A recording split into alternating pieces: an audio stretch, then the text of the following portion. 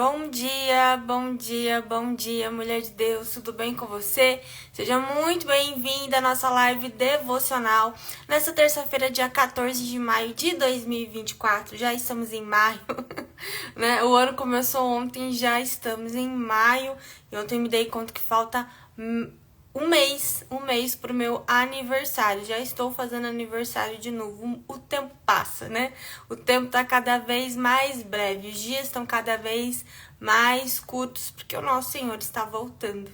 Todas nós sabemos disso. Amém? Quero dar boas-vindas a todas vocês que estão chegando, que estão entrando nessa live. Essa é a nossa live devocional. Hoje nós vamos ler João 11, João capítulo 11. Nós estamos juntas lendo o Evangelho de João e hoje chegamos no capítulo 11. Se você não tem acompanhado, se você perdeu as outras lives estão todas salvas lá no nosso canal do YouTube e você pode acessar as lives, assistir as lives, tudo por lá, né? Fazer o seu devocional todos os dias no nosso canal. Lá tem mais de 250 vídeos de lives devocionais. Ontem eu tava vendo no meu canal, eu falei, uau, tem mais de 250 lives lá. Quantas lives eu já fiz aqui com vocês. Lá tem muito conteúdo, a gente tem uma série toda sobre provérbios, uma série toda sobre salmos, a gente tem sobre mulheres da Bíblia também, e essa de João também está sendo postada lá. Então o canal do YouTube é @soulstarblog, você pode acessar o nosso YouTube lá e se inscrever, compartilhar e desfrutar de todo o conteúdo que tem lá para edificar a sua vida e para você aprender também sobre a palavra de Deus. Bom dia, Nana querida, graça e paz para você. Tem uma amada de Angola, Isolema. Lá são 13h11 da tarde. Glória a Deus, Isolema. Boa tarde pra você, então. Você que tá aí em Angola. Manda aqui pra mim, gente, da onde vocês estão assistindo, da onde vocês estão acompanhando, tá bom? Pra eu saber, pra eu poder mandar um bom dia especial pra você. Bom, a nossa leitura de hoje é João 11. Eu vou escrever aqui embaixo, João 11. Fixar o comentário pra todo mundo que entrar saber que nós estamos lendo hoje João 11, ó, a Maraísa de Limeira, São Paulo, bom dia. A Pri Pink 2016 de Araxá, Minas Gerais. A Kézia Antunes de Divinópolis, Minas Gerais também. A Ana Paula de Belfort Roxo, Rio de Janeiro, seja muito bem-vinda. Raquel de Campina Grande. Campina Grande é Pernambuco ou Paraíba? Eu sempre confundo os dois. Sim, Ciane Silva, de São Luís do Maranhão, seja bem-vinda. A Damares de Castro, Paraná, paranaense, minha conterrânea. Glória a Deus, seja bem-vinda, Damares. Bom dia, Artes para o Reino. Seja muito bem-vinda. Bom, vamos iniciar então a nossa leitura de hoje, tá? Nossa leitura de hoje de João 11 e nós vamos ler juntas, tá? A Raquel de Salvador, a Fátima de Nova Iguaçu, Rio de Janeiro também, a Geilma de Natal, Rio Grande do Norte, a Raquel falou Paraíba, Campina Grande, Paraíba. Obrigada, Raquel, por falar. Rita Cardoso Valadares. Amém. Glória a Deus pela vida de vocês. Muito obrigada pela companhia. Vamos começar a nossa leitura. João 11 fala sobre a morte e ressurreição de Lázaro. É uma passagem muito importante, né? É um momento muito importante do ministério de Jesus. Talvez um dos mais importantes antes da morte e ressurreição dele. Então, vamos lá. Ler juntas. A minha Bíblia é uma NAA, sempre falo pra vocês, porque vocês sempre me perguntam também. A minha versão é uma NAA, uma Nova Almeida atualizada. É essa versão que eu tenho utilizado aqui nas nossas lives devocionais. Amém? Então vamos começar então a leitura. A morte de Lázaro, João capítulo 11. Fala assim: um homem chamado Lázaro estava doente. Ele era de Betânia, da aldeia de Maria e de sua irmã Marta. Esta Maria, cujo irmão Lázaro estava doente, era a mesma que ungiu o Senhor com perfume e lhe enxugou os pés com seus cabelos. Por isso, as irmãs de Lázaro mandaram dizer a Jesus. Então, a gente tem aqui, né, João contextualizando quem são essas pessoas, quem é Lázaro, quem é Marta, quem é Maria. Maria, em outro momento, ela unge os pés de Jesus, enxuga com seus cabelos, naquele momento, naquela demonstração de uma adoração profunda. Então, é essa Maria, é essa Marta, é esse Lázaro que eram amigos de Jesus. Né? Que privilégio isso, né? Eram 3 irmãos que eram amigos de Jesus, que moravam em Betânia. Ele ficou muito doente e as irmãs mandam, então, uma mensagem para Jesus dizendo o seguinte: aquele que o Senhor ama está doente. Ao receber a notícia, Jesus disse: essa doença não é para a morte, mas para a glória de Deus, a fim de que o Filho de Deus seja glorificado por meio dela. Ora, Jesus amava Marta e a irmã dela, e também a Lázaro. Então, Jesus amava essa família, Jesus amava esses irmãos, porque eram amigos dele, pessoas que ele considerava, pessoas que eram íntimas dele, né? Quando soube que Lázaro estava doente, ainda se demorou 2 dias no lugar onde estava. Depois disse aos seus discípulos: vamos outra vez para a Judeia. Os discípulos disseram: mestre, ainda há pouco os judeus queriam apedrejá-lo, e o Senhor quer voltar para lá? Jesus respondeu: não é verdade que o dia tem 12 horas? Se alguém andar de dia, não tropeça, porque vê a luz deste mundo, mas se andar de noite, tropeça, porque nele não há luz. Tendo dito isso, acrescentou: nosso amigo Lázaro adormeceu, mas vou para despertá-lo. Então os discípulos disseram: Senhor, se dorme, estará salvo. Jesus falava da morte de Lázaro, mas eles pensavam que estivesse falando do repouso do sono. Então Jesus lhes disse claramente: Lázaro morreu. Então a gente vê que muitas vezes Jesus precisava explicar as coisas, porque eles não entendiam, né, a linguagem de Jesus, a forma que Jesus falava. Jesus disse, né, de uma forma singela, poética: olha, o nosso amigo Lázaro, nosso irmão Lázaro adormeceu, eu preciso ir lá despertá-lo. E aí eles disseram: mas se ele está dormindo, ele está salvo, Senhor. Aí Jesus teve que falar claramente: Lázaro morreu. Por causa de vocês me alegro de que não estivessem lá, para que vocês possam crer, mas vamos até ele. Então Tomé, chamado Dídimo, disse aos outros discípulos: vamos também nós para morrer com o mestre. Eles estavam com medo de ir para lá, porque, né, a perseguição estava se intensificando, né? Os judeus queriam a todo custo prender e matar Jesus, e os discípulos, claro, temiam pela sua vida também. Vamos continuar lendo. Quando Jesus chegou, encontrou Lázaro já sepultado. Havia 4 dias.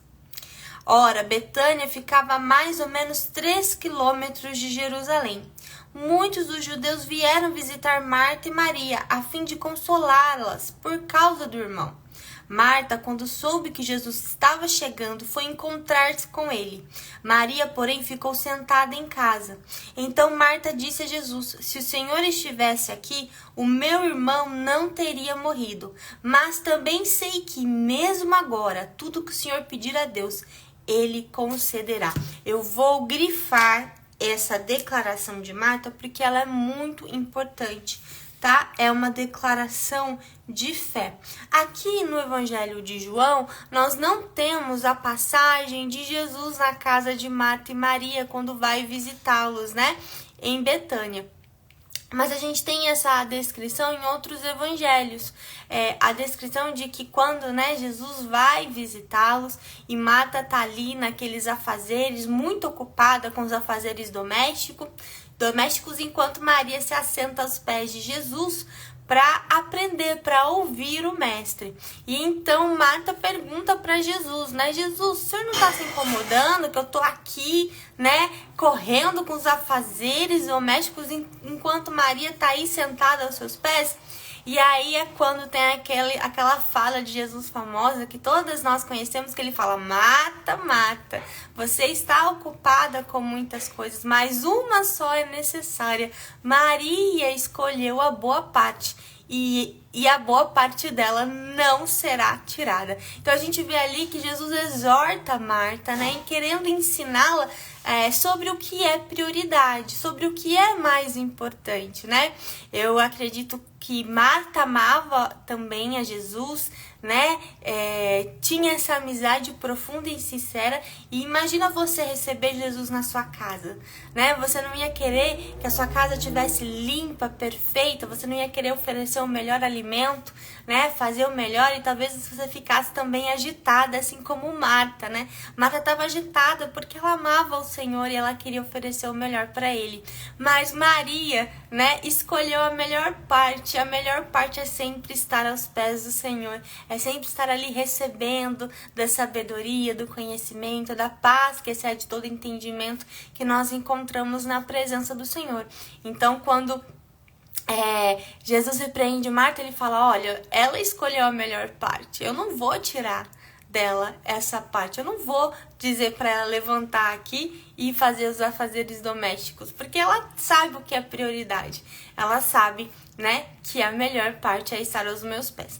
E aí a gente vê essa Marta que muitas vezes, né, nós falamos sobre ela como uma mulher não espiritual, como uma mulher mais carnal, preocupada com as coisas, né, terrenas e não com as coisas espirituais. Mas veja só o crescimento espiritual de Marta. Aqui é outro momento. Aqui talvez é um dos momentos mais difíceis da vida de Marta e Maria, né? Elas acabaram de perder o seu irmão. E o que nós fazemos no momento da crise diz muito sobre a nossa fé. Diz muito sobre quem nós realmente somos. Quem é você na crise? Porque a crise, ela chega para todos. O luto, né, a doença, a enfermidade, né, às vezes os problemas no casamento, os problemas financeiros, todo mundo passa por crises, todo mundo passa por dificuldades, mas como você reage na crise? E a gente vê aqui, na crise, Marta faz uma declaração de fé muito importante. Então a gente vê aquela Marta antes, né, preocupada com coisas terrenas, com os afazeres de casa, agora dando uma declaração de fé, talvez no momento mais difícil da vida dela, quando ela sepulta o irmão. Então imagina o coração dessa mulher, o quanto ela estava com um coração doloroso. E o que ela fala para Jesus? A declaração que ela diz para Jesus: se o Senhor estivesse aqui, meu irmão não teria morrido. Então ela tinha certeza que se Jesus estivesse lá, Lázaro não morreria. Ele impediria a enfermidade, a morte de Lázaro. Mas aí ela fala: mas também sei que mesmo agora, e fazia 4 dias que ela tinha sepultado o irmão, mesmo agora, tudo que o Senhor pedir a Deus, Ele lhe concederá. Ou seja, mesmo morto, Marta ainda tinha esperança de que Jesus pudesse trazer o seu irmão de volta. Isso é fé. Isso é uma declaração de fé. E isso mostra o crescimento espiritual dessa mulher. E esse crescimento espiritual é para mim e é para você também, né? Nós muitas vezes precisaremos ser exortadas, repreendidas pelo Senhor para podermos crescer espiritualmente. Todas as vezes que você for exortada, todas as vezes que você for corrigida, todas as vezes que você for disciplinada, receba isso com alegria, porque isso te levará para o crescimento. O Senhor repreende, disciplina e nos exorta para o nosso crescimento, porque Ele é um pai que também disciplina os seus filhos. Então todas as vezes que você for repreendida pelo Senhor, se alegre, porque isso vai gerar em você crescimento, como gerou em Marta. Olha que declaração de fé linda que ela diz: Senhor, mesmo agora, mesmo depois de ter sepultado o meu irmão, eu creio que o Senhor ainda pode fazer um milagre. Eu creio que tudo que o Senhor pedir para o Pai, Ele vai lhe conceder. E olha o que Jesus responde para ela: o seu irmão há de ressurgir. E Ele revela para Marta o que Ele vai fazer. Ele revela o que vai acontecer. Ou seja, querida, as revelações profundas, elas acontecem na intimidade. Elas acontecem conforme você vai crescendo, né? Quanto mais profundo em Deus, quanto mais intimidade você tiver com o Senhor, né? Você vai crescer espiritualmente e você vai entender coisas mais profundas. E você vai receber novas revelações. E naquele momento, aquela declaração de Marta fez com que Jesus revelasse o que Ele iria fazer em seguida. Ele fala: o seu irmão há de ressurgir, né? Ou há de ressuscitar. Ao que Marta respondeu: eu sei que ele há de ressurgir na ressurreição no último dia. Então Marta fala assim, não, eu sei, Senhor, eu creio. No último dia ele vai ressuscitar, né? Eu creio que um dia ele irá ressuscitar. Mas então Jesus declarou, eu sou a ressurreição e a vida. Quem crê em mim, ainda que morra, viverá. E todo o que vive e crê em mim não morrerá eternamente. E aí ele pergunta para ela, você crê? Você crê que eu sou a ressurreição e a vida? Você crê que todo aquele que se render a mim, não, mesmo que morra, irá ressuscitar? Você crê que eu sou o Senhor e Salvador? E aqui que ela responde, né? Sim, Senhor, eu creio que o Senhor é o Cristo. E eu vou também grifar essa parte na minha Bíblia, porque nós temos aqui a declaração de Marta dizendo, sim, eu creio que o Senhor é o Cristo. O Filho de Deus que devia vir ao mundo. Que declaração poderosa, que declaração de fé, que declaração com discernimento, com sabedoria, dizendo sim, Senhor, eu creio que o Senhor é o Cristo. Isso é uma declaração feita por uma mulher que tinha sido repreendida anteriormente, e está dizendo sim, Senhor, eu creio. Você é o Cristo, você é o Messias, você é aquele que deveria vir ao mundo, você é o Filho de Deus. Nenhum fariseu conseguiu reconhecer isso. Nenhum escriba, nenhum mestre da lei conseguiu reconhecer isso. Marta, essa mulher simples, mas que era amiga de Jesus, consegue reconhecer ele como seu Senhor e Salvador, como Cristo, como Messias, como Filho de Deus. Isso é extraordinário. Então vamos continuar. Aqui tem um versículo, aqui agora tem um momento muito comovente de Jesus e que mostra também, revela também o seu coração. Fala assim, depois de dizer isso, Marta foi chamar sua irmã Maria e lhe disse em particular, o mestre chegou e está chamando você. Quando Maria ouviu isso, levantou-se depressa e foi até ele, pois Jesus ainda não tinha entrado na aldeia, mas permanecia onde Marta o havia encontrado. Os judeus que estavam com Maria em casa a consolavam. Vendo-a levantar-se depressa e sair, seguiram-na, pensando que ela ia ao túmulo para chorar. Quando Maria chegou ao lugar onde Jesus estava, ao vê-lo, lançou-se aos seus pés, dizendo, se o Senhor estivesse aqui, meu irmão não teria morrido. Mesma declaração que ela fez, que Marta fez, né? Quando Jesus viu que ela chorava e que os judeus que a acompanhavam também choravam, agitou-se no espírito e se comoveu e perguntou, onde vocês o puseram? Eles responderam, Senhor, venha ver. Jesus chorou. Versículo 35. Jesus chorou. Jesus chorou diante daquilo. Jesus chorou diante do sofrimento de Maria, né? Da aflição de Maria, mesmo sabendo o que ele iria fazer. Mesmo sabendo que ele iria ressuscitar, ele chorou. E aqui mostra o coração de Jesus. Mesmo sabendo que ele pode fazer na sua vida, ele se comove com você. Então não pense, mulher, que o Senhor é indiferente a você, que o Senhor é indiferente à sua dor, que o Senhor não se importa com o que acontece com você, não se importa com as suas lágrimas, não se importa com as suas feridas, não se importa com os seus problemas, mesmo sabendo o que ele pode fazer e o que ele vai fazer, porque ele sabe o que ele vai fazer na sua vida, ele se importa com você, ele não é indiferente à sua dor. É esse o Senhor que nós temos, um Senhor que também se comove conosco e que sente a nossa dor e que se importa, né, com os nossos problemas, com as nossas lágrimas, com o nosso coração, com o nosso sofrimento. Então os judeus disseram, vejam quanto ele o amava. Mas alguns disseram, será que ele que abriu os olhos ao cego não podia fazer com que Lázaro não morresse?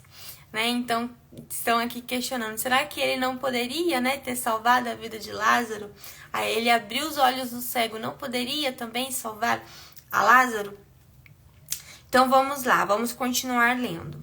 Jesus, agitando-se novamente em si mesmo, foi até o túmulo, que era uma gruta em cuja entrada tinha colocado uma pedra. Então Jesus ordenou, tirem a pedra.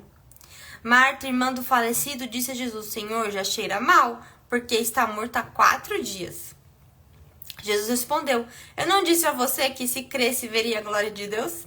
Então tiraram a pedra. E Jesus, levantando os olhos para o céu, disse: Pai, graças te dou, porque me ouviste. Eu sei que sempre me ouves, mas falei isso por causa da multidão presente, para que creiam que tu me enviaste. E depois de dizer isso, clamou em alta voz: Lázaro, venha para fora.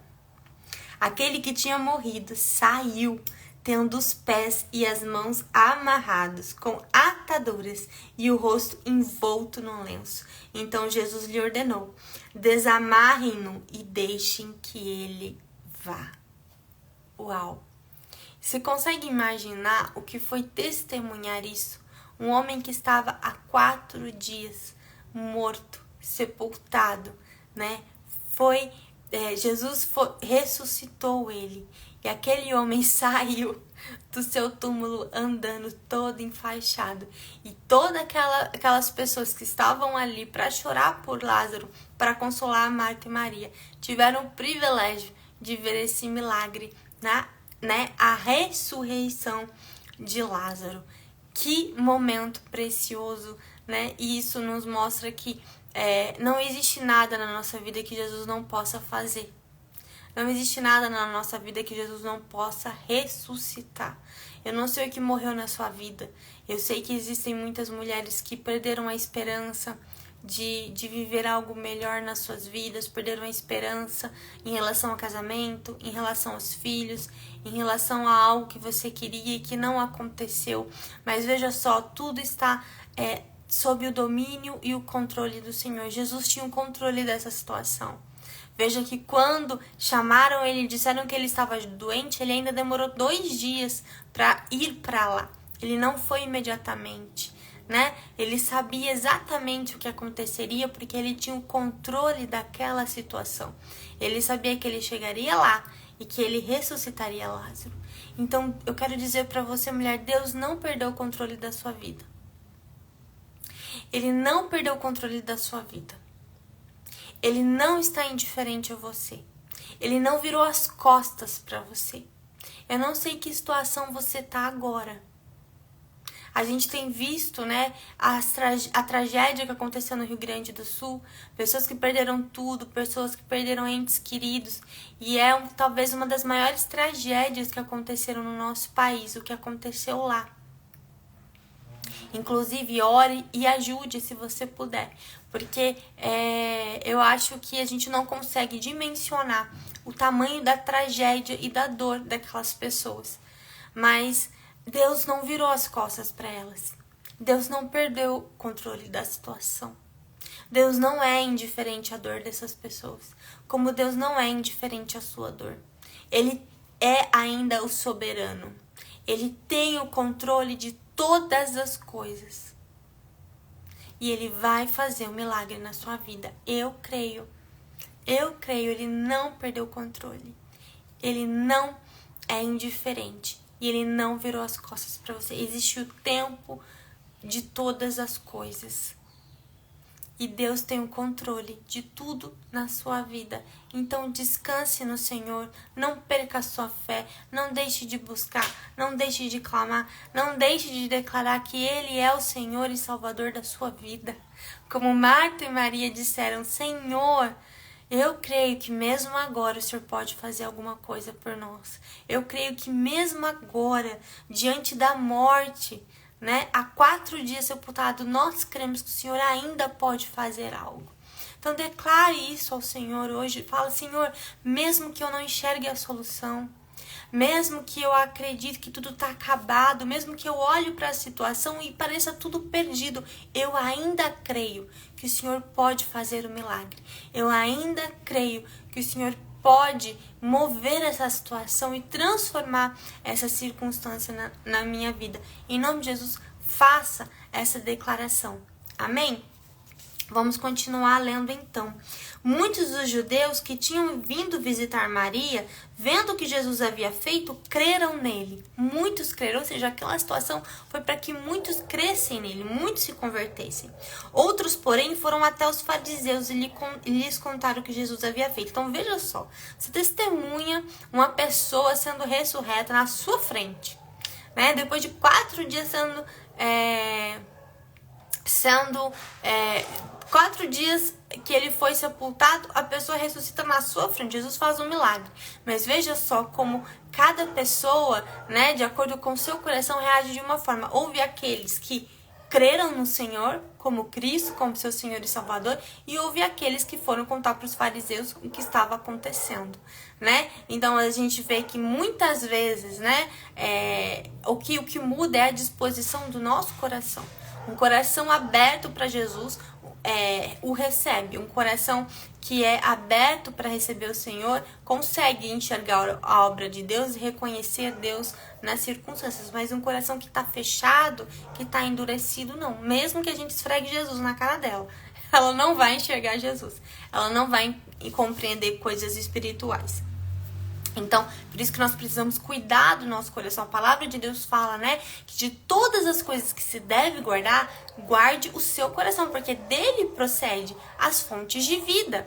Ou seja, aquilo que está no seu coração determina, né, a forma como você vai enxergar as coisas e a forma como você se relaciona com Deus. Por isso que, né, estamos lançando aí o nosso devocional Vencendo os Venenos da Alma, que é um devocional voltado para cuidar do seu coração, para você diagnosticar, né, os venenos que existem no seu coração, buscar a cura, buscar, né, a cura emocional para suas emoções, a cura para o seu coração, eliminar esses venenos para que você possa de fato ter uma comunhão plena com o Senhor, porque existem muitas coisas, né, que estão guardadas, que nós guardamos no coração, que nós não cuidamos e que impedem a gente de enxergar coisas espirituais, que nos impedem de ter um relacionamento de intimidade com Jesus, como orgulho, a amargura, né, que é a falta de perdão, né, a inveja, o desânimo e tantas outras coisas que estão lá no livro que nos impedem de ter um relacionamento de profundidade com o Senhor. Então precisamos cuidar do nosso coração, porque não adianta ter um coração endurecido, mesmo que o Senhor fale com você, mesmo que o Senhor te envie sinais, te envie profetas, te envie, né, mensagens através de pessoas, mesmo que você leia a palavra, se o seu coração estiver endurecido, você não vai deixar que o Senhor haja, você não vai conseguir enxergar a obra de Deus na sua vida, como esses homens não enxergaram. Muitos creram, aqueles que tinham o coração aberto para o Senhor creram, mas aqueles que não tinham, não creram em Deus, não creram que Jesus era o Cristo e foram lá, né, contar para os fariseus o que estava acontecendo. Então os principais sacerdotes e fariseus convocaram o sinédrio e disseram: o que estamos fazendo uma vez que este homem opera muitos sinais? Se o deixarmos assim, todos crerão nele. Depois virão os romanos e tomarão não só o nosso lugar, mas a própria nação. Ou seja, né, a posição e o status deles era mais importante para eles do que os milagres, do que aquilo que Jesus fazia pelas pessoas. Mas um deles, Caifás, que era sumo sacerdote, naquele ano advertiu-os dizendo: vocês não sabem nada, nem entendem que é melhor para vocês que morra um só homem pelo povo e que não venha a perecer toda a nação. Ora, Caifás não disse isso por conta própria, mas sendo sumo sacerdote naquele ano, profetizou que Jesus estava para morrer pela nação. E não somente pela nação, mas também para reunir em um só corpo os filhos de Deus que andam dispersos. Desde aquele dia resolveram matar Jesus. Assim sendo, Jesus já não andava publicamente entre os judeus, mas retirou-se para a região vizinha ao deserto, para uma cidade chamada Efraim, onde permaneceu com os discípulos. Estava próxima a Páscoa dos judeus, e muitos daquela região foram a Jerusalém antes da Páscoa para se purificar. Lá procuravam Jesus, e estando eles no templo, diziam uns aos outros: o que vocês acham? Ele não virá à festa? Ora, os principais sacerdotes e os fariseus haviam ordenado que, se alguém soubesse onde ele estava, o denunciasse para que pudesse prendê-lo. Então a gente está aqui chegando nos momentos finais, né, do ministério de Jesus, porque a partir da ressurreição de Lázaro é que realmente os fariseus, eles começam a tramar um plano para matar Jesus. Eles decidem matar Jesus. Eles decidem que Jesus precisa morrer, não pode continuar fazendo o que faz, né? Jesus já sabia disso, Por isso, até que chegasse o momento dele, ele se esconde em Efraim, né? Aguardando o momento em que ele realmente seria preso, crucificado e morreria, não só pela nação, como fala aqui, né? Pela nação de Israel, mas por toda a humanidade, para reunir em um só povo todos os filhos de Deus. Glória a Deus por isso. Aqui termina o capítulo 11 do Evangelho de João. E amanhã a gente volta então, tá bom? Lendo o capítulo 12 juntas, tá? Quero agradecer a vocês a companhia de vocês, a atenção de estarem aqui me escutando. Nós vamos encerrar essa live com uma oração. Então, se você puder fechar os seus olhos, ok? Senão, você apenas concorde em fé comigo. Quero lembrar que essa live daqui a pouco vai estar lá no YouTube pra vocês, tá bom? Vamos orar então? Pai, muito obrigada, Pai, pela tua palavra que nos exorta, que nos disciplina, mas também que nos enche de esperança, que nos consola, que nos conforta e que nos mostra, Pai, que não existe nada que seja impossível para ti. Mesmo as situações mais difíceis, mesmo diante de circunstâncias que parecem que não têm solução, nós podemos crer num Deus que se importa conosco, que se comove com a nossa dor, que não vira as costas, que tem a soberania e o controle de todas as coisas e que sim está se movendo ao nosso favor. Eu creio, Pai, que o Senhor está se movendo ao favor de cada mulher nessa live, cada mulher que tem um coração, Pai, agora partido, cada mulher que tem um coração quebrantado, cada mulher que tem o seu problema, que tem a sua dor, Pai, que ela possa entregar agora isso nas suas mãos, crendo que o Senhor tem o controle, crendo que tudo que o Senhor faz é para o seu bem. Todas as coisas cooperam para o nosso bem. Nós cremos nisso, nós cremos no teu amor, nós cremos no teu cuidado, nós cremos, Pai, na tua soberania. Nós cremos que o Senhor não virou as costas, mas está do nosso lado, Pai, segurando as nossas mãos, nos guiando, nos fortalecendo. E nós agradecemos pela tua presença, que nós possamos ser sensíveis à tua presença, sensíveis à tua voz, sensíveis ao teu Espírito Santo. Pai, perceber quando o Senhor está perto, perceber o teu amor, perceber o teu cuidado, Pai, e descansar em ti. Em nome de Jesus nós oramos. Amém e amém. Glória a Deus por isso. Muito obrigada mais uma vez pela sua companhia. E amanhã a gente volta então com mais uma live devocional. Beijo no seu coração e até lá.